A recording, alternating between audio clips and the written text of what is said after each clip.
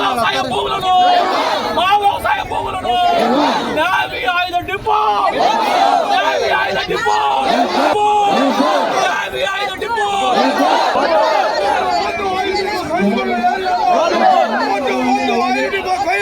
ఏరియాలో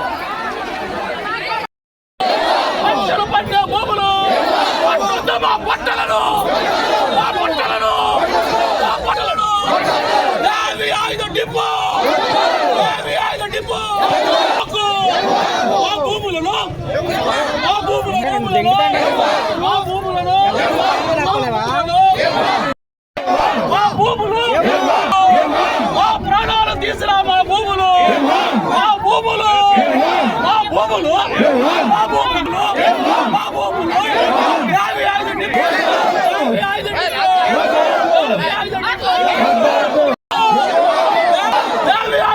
వ్యవసాయ భూములు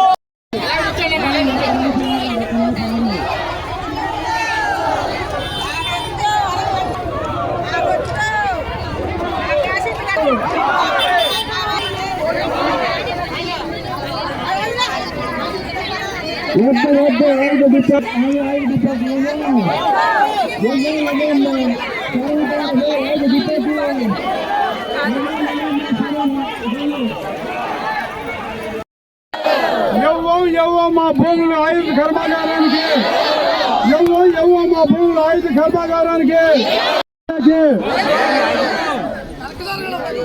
నేవీ ఆయుధ డిపో వద్దు నేవీ ఆయుధ డిపో కోయిలగూడెం ఏరియాకి నేవీ ఆయుధ డిపో కోయిలగూడెం ఏరియాకి వద్దు మా భూములు మాకే మా భూములు మాకే మా భూములు మాకే నేవీ ఆయుధ డిపోకి నేవీ ఆయుధ డిపోకి మా భూములు మాకే మా భూములు మాకే మా భూములు మాకే మా భూములు మాకే నేవీ ఆయుధ డిపో నేవీ ఆయుధ డిపో మాకే మా భూములు మాకే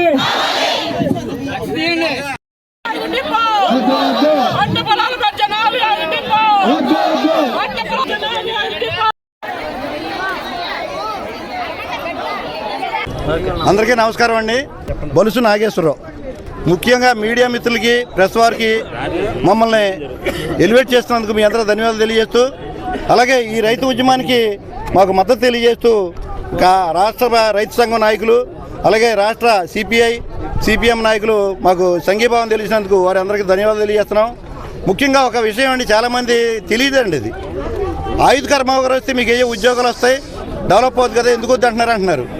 కానీ ఆయుధ కర్మాగారం ఎక్కడ పెట్టాలండి? బంజరు భూములు ఏమైనా ఉంటే అక్కడ పనికిరాని భూముల్లో పెట్టుకోవాలి. అది ఇది మా 4 ఓళ్ళ మధ్యలో ఉన్న ఒక ఈ ఒక ప్లేస్ అండి. ఇది ఈ ప్లేస్లోంచి చింతలపూడి కాలంలో మేము భూములు పోగొట్టుకున్నామండి. చింతలపూడి కాలంలో భూములు పోగొట్టుకున్నామండి. అందులో స్వయంగా మా పొలం 2 ఎకరాలు పోయిందండి. మరి దానికి ఎందుకు ఇచ్చామంటే ఇరిగేషన్ ప్రాజెక్టులు అనేది గ్రావిటీ మీద వెళ్తాయండి. అది తప్పదండి, ఎట్టి పరిస్థితి తప్పదు.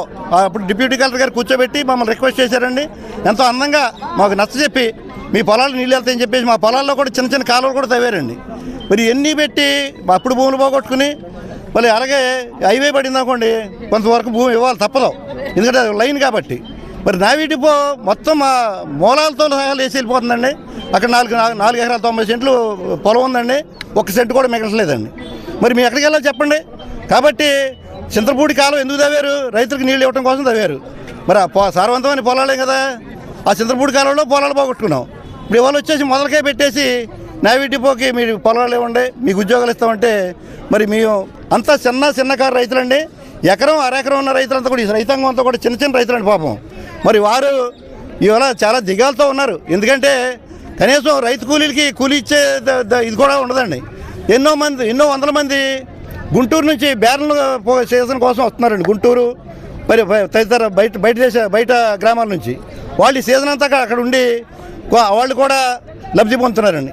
ఇంతమందికి లబ్ధి చేకూర్చే బోడుగూడు, మంగపేట, రేగులగుంట రైతాంగాన్ని ఇవాళ మీరు నామరూపాలు లేకుండా చేస్తే రైతులు ఎక్కడికి వెళ్ళాలి, రైతు కూలీలు ఎక్కడికి వెళ్ళాలి, వీళ్ళకి ఏ ఉద్యోగాలు ఇస్తారు మీరు అని చెప్పేసి మేము ప్రశ్నిస్తూ దయచేసి ఇప్పటికి కూడా ఎంపీ గారిని మేము రిక్వెస్ట్ చేస్తున్నామండి.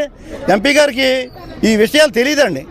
ఆయన దృష్టికి కొంతమంది తప్పుడు సమాచారం ఇచ్చి ఇక్కడ ఏమీ లేదు ఖాళీ భూములు చెప్పేసి వారిని డైవర్ట్ చేసి పాలిటిక్స్ చేస్తున్నారండి.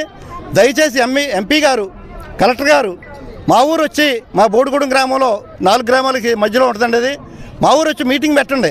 మిమ్మల్ని చక్కగా సగౌరవంగా ఆహ్వానించి ఆతిథ్యం ఇచ్చి మా పొలాలని తిప్పి చూపిస్తామని చెప్పేసి దయచేసి ఈ మీడియా ముఖంగా మిమ్మల్ని వేడుకుంటున్నామని చెప్పేసి నాకు ఈ అవకాశం ఇచ్చిన మీ అందరూ కూడా ధన్యవాదాలు చెప్తున్నాం. కె శ్రీనివాస్, ఆంధ్రప్రదేశ్ రైతు సంఘం రాష్ట్ర సహాయ కార్యదర్శి.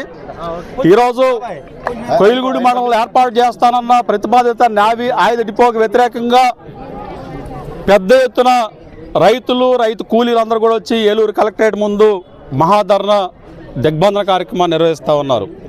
అంటే నేవీ ఆయుధ డిపోని కొయిలగూడి మండలంలో ఏర్పాటు చేయాలని ప్రధానంగా మంగపతి దేవిపేట, బోడిగూడెం పరిసర గ్రామాల్లో ఈ నేవీ ఆయుధ డిపోకి ఇప్పటికే 90% మంది అంగీకరించారు.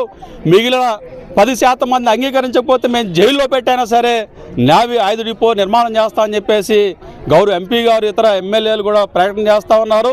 దీన్ని మేము తీవ్రంగా ఖండిస్తూ ఉన్నాం. అక్కడ 100% మంది నేవీ ఆయుధ డిపోకి వ్యతిరేకంగా రైతులు, ఆయా గ్రామాల ప్రజలు తీవ్రంగా వ్యతిరేకిస్తూ ఉన్నారు. ఇంతమంది 100 మంది వచ్చారు. చూడండి అయ్యా, నేవీ ఆయుధ డిపో వద్దని చెప్పేసి కోరుతా ఉన్నారు. మీరు ఏ రకంగా భూసేకరణ కోసం ముందుకు వెళితే ప్రతిఘటన తప్పదని చెప్పేసి మేము హెచ్చరిస్తూ ఉన్నాం. అవన్నీ కూడా వ్యవసాయ భూములు, పొగాకు, అట్లాగే మిర్చి, కూరగాయలు, అలాగే ఆయిల్ ఫాము, ఇతర అనేక ఉద్యాన వాణిజ్య పంటలు పండే ప్రాంతం అది. అట్లాంటి సారవంతమైన భూముల్ని, పంటలు పండే భూముల్ని మీరు బలవంతంగా లాక్కుంటారని చెప్పేసి అడుగుతా ఉన్నాం. కనీసం అక్కడ గ్రామ సభ పెట్టలేదు, ప్రజల అభిప్రాయం తీసుకోలేదు, 90% మంది ప్రజలు అంగీకరించారు, మీరు ఎట్లా చెప్తారని చెప్పేసి అడుగుతా ఉన్నాం. ఇది చాలా దుర్మార్గం. కాబట్టి బలవంతంగా భూములు లాక్కోవాలని చెప్పి చూస్తే కనుక మా ప్రతిఘటన మరింత తీవ్రంగా ఉంటుందని చెప్పేసి కూడా మేము తెలియజేస్తా ఉన్నాం. మీరు జీలింగ్ మిల్లులో పెట్టాలని చెప్పి ప్రయత్నం చేశారు. అక్కడ గిరిజనులు, రైతులు తీవ్రంగా వ్యతిరేకించారు. ప్రభుత్వ భూములు ఉన్నాయి, అటవీ భూములు ఉన్నాయి. అట్లాంటి చోట పెట్టకుండా ప్రజల ఆవాసాల మధ్య, ప్రజల పంట పొలాల మధ్య మీరు నేవీ ఆయుధ డిపో పెడతారని చెప్పేసి మేము ప్రశ్నిస్తూ ఉన్నాం. ప్రజలు పొట్టగొట్టి ఇవాళ అభివృద్ధి అంటున్నారు. ఇప్పటికే ఈ అభివృద్ధి ఉన్నాయి. మంచి పంటలు పండే ప్రాంతం, గ్రామాల అభివృద్ధి జరిగింది. అభివృద్ధిని నాశనం చేసి మీరు ఇంకేం అభివృద్ధి చేస్తారు? ప్రజల జీవితాలు నాశనం చేసి ఏం అభివృద్ధి చేస్తారని చెప్పి అడుగుతా ఉన్నాం. మీరు చెప్పే ఉద్యోగాలు అబద్ధాలు. అక్కడ తాపి పనులు చేసుకుంటారు, లేదా హోటల్ పెట్టుకుని ఉద్యోగాలు వస్తాయి. ఇట్లాంటి మాటలు మాట్లాడుతూ ఉన్నారు. దానికి ప్రజలు ఎవరు సిద్ధంగా లేరు. కాబట్టి కన్న తల్లి లాంటి భూములు కోల్పోవడానికి ఎవరు కూడా అంగీకరించట్లేదు. నేవీ ఆయుధ డిపో పెట్టవద్దు, భూసేకరణ చేయవద్దు. అట్లా చేస్తే మా ప్రతిఘటన మరింత తీవ్రంగా ఉంటుందని చెప్పేసి సందర్భంగా మేము హెచ్చరిస్తా ఉన్నాం.